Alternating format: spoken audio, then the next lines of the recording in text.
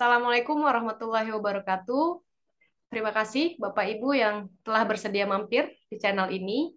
Sebelumnya, video ini saya buat untuk memenuhi syarat dalam sertifikasi dosen di tahun 2022. Adapun video ini dalam rangka untuk memenuhi salah satu syarat, yakni pernyataan diri dosen dalam unjuk kerja Tridharma perguruan tinggi, khususnya pada aspek pengajaran.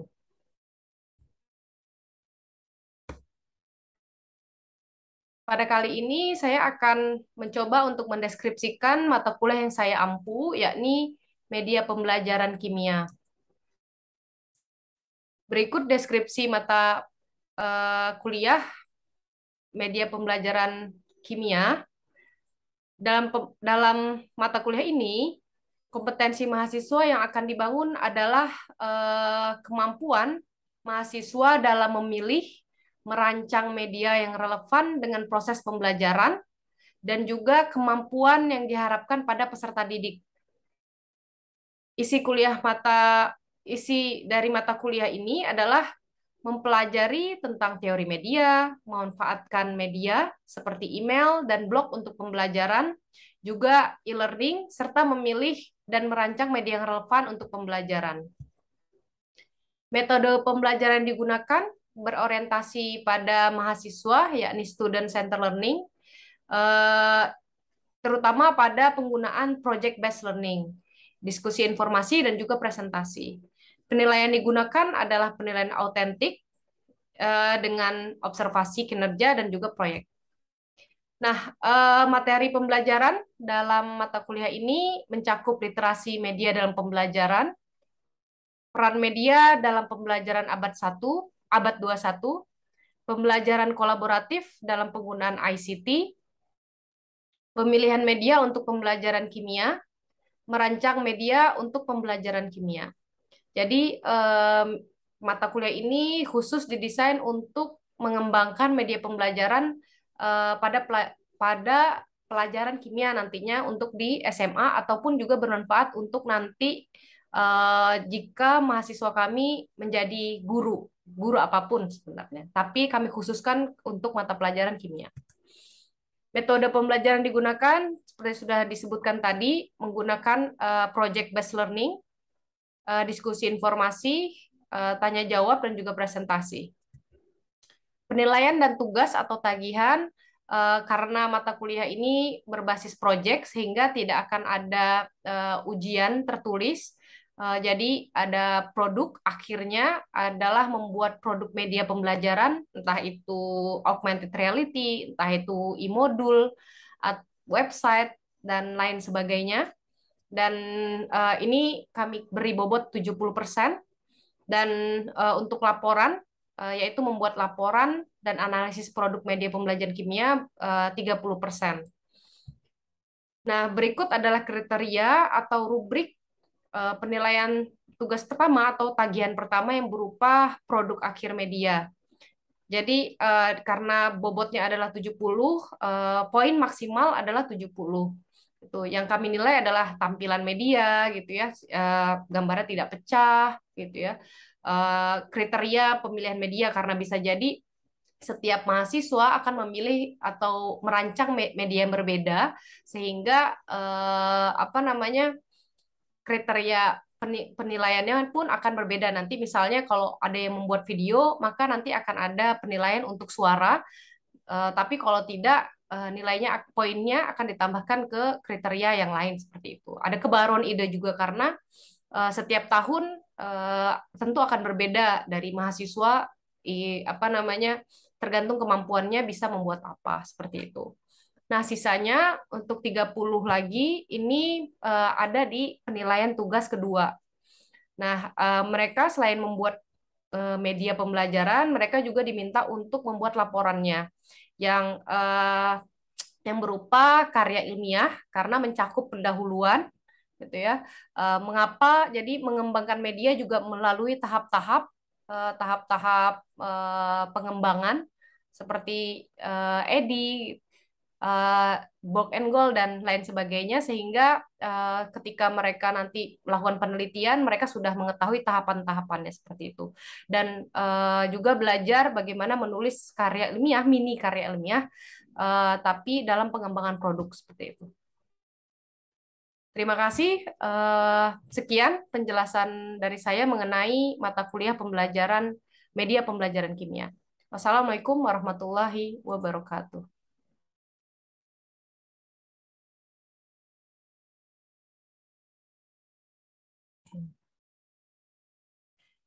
Ya, assalamualaikum warahmatullahi wabarakatuh. Waalaikumsalam. Waalaikumsalam warahmatullahi wabarakatuh, Ibu. Ya, terima kasih kehadirannya hari ini. Kita masuk pada pertemuan keempat hari ini, media pembelajaran.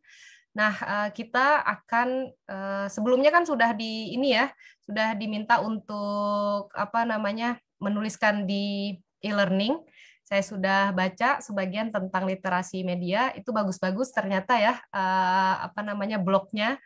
Ada juga yang sudah menulis dari 2017 karena tugas, jadi menulis lagi ya di blognya gitu sebelumnya. Jadi semoga bisa bisa terisi ya blog kalian. Jadi lumayan kalau jadi guru bisa bisa melakukan refleksi di blognya. Good. Ya, kita akan lanjut hari ini. Jadi saya coba share screen dulu sebentar. Oke, apa terlihat screen-nya? Udah, Bu. Udah ya? Oke. Hari ini kita pertemuan keempat tentang langkah-langkah dalam mengembangkan media pembelajaran. Nah, di sini nanti akan sangat bermanfaat ya di topik kali ini. Kenapa? Karena ketika nanti kan ini kan semester ada yang 5, ada yang karena pilihan ya, jadi beda-beda ya. Bisa digunakan untuk nanti kalian kalau penelitiannya itu tentang R&D atau pengembangan media kayak gitu. Jadi langkah-langkah ini sangat bermanfaat. Jadi bisa disimak dengan baik ya. Nah, jadi model desain sistem pembelajaran ya. Jadi model desain sistem pembelajaran merupakan sarana konseptual untuk menganalisis, merancang, memproduksi, menerapkan, dan mengevaluasi sebuah aktivitas atau program pembelajaran.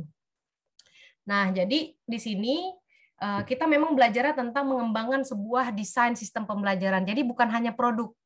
Nah, jadi nanti ketika teman-teman penelitian, jadi langkah-langkah ini bisa digunakan untuk mengembangkan pembelajaran. Jadi bukan hanya mengembangkan produk. Jadi bisa juga tuh kan karena dia menganalisis, merancang, nah memproduksi. Tapi kebanyakan memang di kakak-kakak tingkat skripsinya langkah-langkah ini digunakan untuk mengembangkan produk media pembelajaran. Nanti kita di akhir saya akan memberikan contoh seperti itu. Nah, model desain pembelajaran ini biasanya digunakan bisa flowchart. Boleh nggak mengembangkan flowchart? Boleh gitu ya. Grafis, misalnya sekarang ada infografis gitu ya. Atau sekarang ada augmented reality, mobile learning, seperti itu banyak sekali. Perlu dilakukan secara sistematik seperti itu. Jadi nanti langkah-langkah misalnya kalau dalam mengembangkan suatu media nggak bisa langsung kayak serabutan gitu. Perlu langkah-langkah yang sistematis seperti itu ya. Nah, yang kita pelajari di mata kuliah media pembelajaran kimia ini ada 4 model. Ada 4 model. Yang pertama model Dick and Carey, yang kedua Assur, yang ketiga Cycle, dan yang keempat Eddy. Nah, kita akan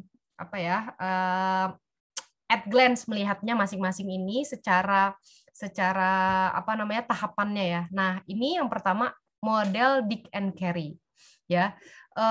Dia memang kalau kita lihat di sini diawali dengan mengidentifikasi tujuan pembelajaran. Ya, jadi semuanya itu nanti kalau kita lihat dia akan yang pertama itu mengidentifikasi tujuan pembelajaran. Kalau sekarang di kurikulum tujuan pembelajaran kita apa ya? Ada yang tahu tidak ya namanya? Tujuan pembelajaran atau apa di kurikulum? Adik ya, Bu. kompetensi dasar ya, KD ya, kayak gitu. Nah, ya benar. Kompetensi dasar. Terus diturunkan lagi misalnya apa lagi? Bis KD yang dibuat guru. Jadi IPK, Bu. IPK apa kepanjangannya, Resit? Indikator pencapaian kompetensi. Indikator pencapaian kompetensi gitu. Jadi guru diminta untuk menurunkan ya tadi dari kompetensi dasar, terus apa namanya indikator kompetensi IPK, indikator pencapaian kompetensi. Nah, selanjutnya kalau sekarang itu kan KD 2018 ya. Nah, sekarang aturan baru Mas Menteri itu sudah diganti. Kurikulum Merdeka. Tahu ya mungkin ya teman-teman ya. Kurikulum Merdeka sekarang udah tidak ada lagi KD. Adanya sekarang CP, capaian pembelajaran. Jadi kalau teman-teman nanti mengajar di sekolah sekarang kalau yang menggunakan kurikulum baru namanya sudah tidak ada lagi KD, tapi adanya CP, capaian pembelajaran. Nah, mengganti itu ya. Jadi mungkin cuma term aja atau istilah yang berbeda tapi maksudnya sama. Tetap tujuan pembelajaran seperti itu. Nah, jadi apa namanya? Yang pertama kita harus analisis dulu, kita harus tahu tujuan pembelajarannya apa. Selanjutnya bisa melakukan instruksi analisis ya, atau kita jadi menganalisis tujuan pembelajarannya apa. Itu selanjutnya nih yang kedua yang terpenting adalah menganalisis apa peserta didik dan konteksnya gitu. Jadi misalnya nih peserta didiknya nih kelas ini aktif atau kelas ini nih aduh susah banget nih misalnya kayak gitu. Jadi kita mau mengembangkan desain pembelajaran atau sebuah produk harus lihat dulu siswanya itu seperti apa. Nah, selanjutnya ini agak-agak teknis ke sini, misalnya kayak menuliskan apa namanya tujuan kinerja misalnya atau kalau di praktikum kita kan mahasiswa bisa menuang misalnya seperti itu ya kalau di kimia relate-nya. Selanjutnya mengembangkan asesmennya. Asesmen ini penilaian. Misalnya di mata kuliah kita ya, mata kuliah kita kan kita project based learning di mata kuliah media ini ya. Nanti saya akan ingatkan lagi. Nah, misalnya penilaiannya itu seperti di mata kuliah kita nih, misalnya ada misalnya Rasid bikin di mata kuliah nanti guru kimia kan, guru kimianya nanti misalnya itu dia bikin project based. Terus di mata kuliah lagi nih di topik misalnya koloid anak-anak diminta membuat misalnya dalgona ataupun apapun yang koloid misalnya nanti Rasid harus membuat ada yang namanya rubrik penilaian. Nah ini juga harus kita kembangkan misalnya di mata kuliah ini saya kan produk akhirnya penilaian saya seperti apa misalnya tampilannya poin maksimalnya 10 seperti itu kayak gitu jadi harus dibuat seperti ini. Nah kita lanjut lagi itu akan ini ya nanti lebih dalam. Nah, selanjutnya nanti setelah kita tahu, oh ini nanti penilaiannya ini, baru nanti kita strateginya. Strategi, mengembangkan strategi pembelajarannya. Oh, dengan apa ya, apa namanya, pertama ini mungkin dengan nanti, apa namanya, presentasi dulu. Presentasi mungkin lebih kepada kayak sekarang, saya mungkin seperti teacher center, tapi kan tidak banyak misalnya kayak gitu. Nanti banyak pertemuan nanti teman-teman, karena ini memberikan konsep awal, seperti itu. Selanjutnya baru, di tahapan selanjutnya baru mengembangkan instructional material. Ini contohnya apa aja nih misalnya? Ada apa aja ya? Ada yang tahu? Mengembangkan instructional material, misalnya kalau dalam mengajar PPT, seperti itu ya. Nah itu materialnya, kayak gitu. Nah selanjutnya setelah kita mengembangkan itu, kita diminta untuk melakukan apa namanya formative evaluation. Misalnya kalau dalam penelitian ini bisa seperti apa ya? Ahli gitu ya, misalnya teman sama-sama guru misalnya, atau kalau misalnya teman-teman nanti penelitian minta dosen untuk melakukan penilaian seperti itu. Nah, ini selanjutnya ada model Azure. Sama, kalau kita lihat di sini yang pertama selalu saja nih analisis learners gitu ya. Terus ada state objektif atau tujuan, memilih media gitu ya, sampai akhirnya evaluasi dan revisi seperti itu. Yang ketiga ada model cycle, mungkin terlihatnya agak complicated ya, tapi intinya sama. Adalah analisis gitu ya, terus develop gitu ya, design, implement. Intinya sama tahapannya itu. Ini di breakdown lagi di sini. Misalnya apa itu permasalahan dalam pembelajarannya apa. Kayak gitu. Misalnya anak-anak tidak buku teks di kelas tidak menarik misalnya kayak gitu. Buat anak-anak zaman sekarang kan misalnya apa mereka tidak ada gambar-gambar. Oh, mungkin dengan masalah itu jadi pengen buat pembelajaran kimia dengan webtoon misalnya. Jadi dari seperti itu permasalahan awal ya. Kayak gitu. Nah, selanjutnya yang terakhir ini adalah model EDI. Kayak gitu. Model EDI ini sama juga tahapannya cuman relatif lebih simpel ya. Dia dibuatnya tidak complicated seperti yang lain, mungkin tidak complicated tapi lebih banyak ya. Seperti itu. Nah, ini dia ini tahapannya ada analisis. Terus di setiap tahapan ini dia ada revisi. Jadi bisa terjadi revisi di setiap tahapannya. Terus desain, develop gitu ya. Ini mendesain dulu misal teman-teman buat storyboard kayak gitu ya kalau mau bikin mobile learning ataupun dan sejenisnya. Terus develop baru membuat medianya, terus mengimplementasikannya di kelas, lalu dievaluasi uji coba. Ditanya ke siswanya ini bagaimana seperti itu. Nah, itu pengembangannya gitu ya. Nah, itu secara karakter framework ya dari setiap model itu. Nah, rancangannya seperti apa gitu. Misalnya ya, tahap analisis tadi, bisa analisis kebutuhan dulu ya. Analisis kebutuhan misalnya teman-teman bisa membuat nanti di tugas ini juga teman-teman nanti dibuat untuk membuat survei dulu. Misalnya kesulitan tidak dalam pembelajaran tadi Kolowit. Bisa kesulitannya apa? Biasanya mungkin selalu hanya membaca misalnya, ataupun jarang praktikum misalnya, apa masalahnya seperti itu. Nanti berdasarkan masalah itu teman-teman bisa mencari solusi apa, mengembangkan produk apa. Seperti itu ya. Nah, desainnya apa, menentukan metode, bahan ajar, kompetensi, strategi pembelajaran, seperti itu. Develop, baru memproduksi program atau bahan ajar gitu ya akan digunakan. Mengimplementasinya maksudnya apa? Melaksanakan desain pembelajaran atau produk itu digunakan di kelas. Kayak gitu. Selanjutnya evaluasi program pembelajaran dan evaluasi hasil belajar. Bisa jadi misalnya, dengan menggunakan mobile learning ternyata rata-rata siswa itu di atas KKM semuanya, misalnya kayak gitu. Bisa seperti itu.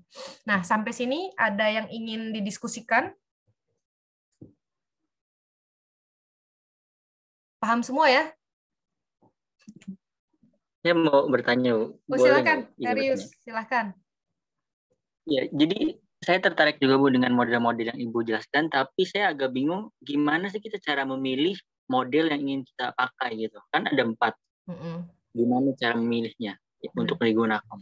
Oke, terima kasih Darius. Sebenarnya ini untuk tugas selanjutnya nih. Nih, udah ditanya dulu. Nah, nanti gitu ya. Nanti setelah ini teman-teman akan saya bagi in pairs, berpasang-pasangan ya. Nanti ini sudah saya buatkan matriksnya ya. Matriks perbandingan desain model pembelajaran. Misalnya di sini ya, Dick and Carey, Azure, Cycle, Eddy gitu ya. Ini misalnya penemunya, inventornya siapa, tujuan dari model-model ini apa. Misalnya kan Dick and Carey dia untuk bukan hanya produk tapi mengembangkan desain pembelajaran, dia lebih kepada itu ya. Nah ini yang di kiri ini, kolom yang di kiri ini tidak saklek, jadi bisa teman-teman ganti atau tambahkan, bisa dikurangi seperti itu. Nah, contoh penelitiannya seperti apa? Jadi setelah ini teman-teman akan saya tempatkan di breakout room, nanti diskusi 10-15 menit nanti untuk mengisi tabel ini. Kayak gitu ya. Setelah itu nanti baru kita kembali lagi untuk membahasnya. Nah, gitu Daris, yang lain selain pertanyaan Daris ada lagi?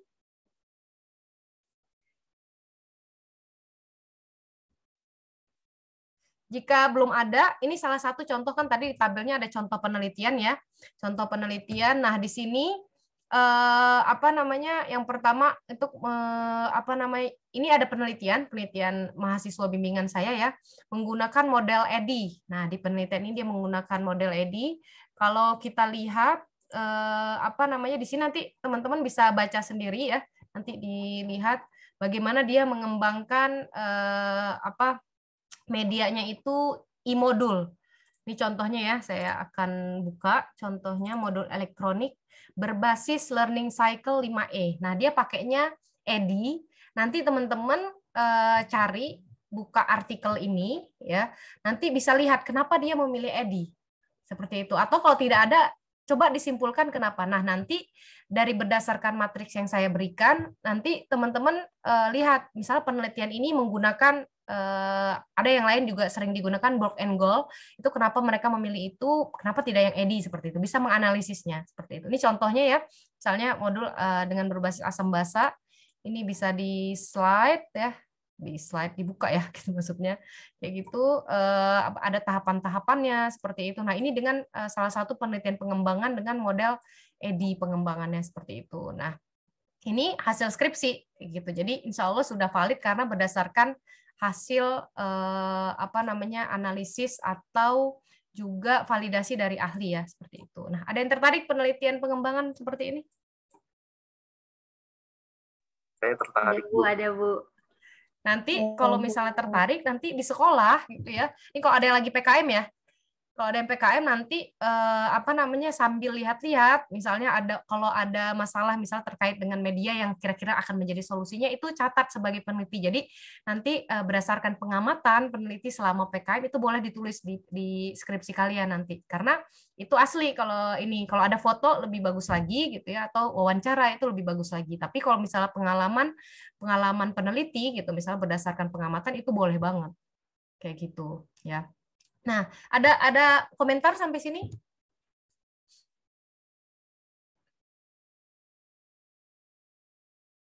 Masih mute?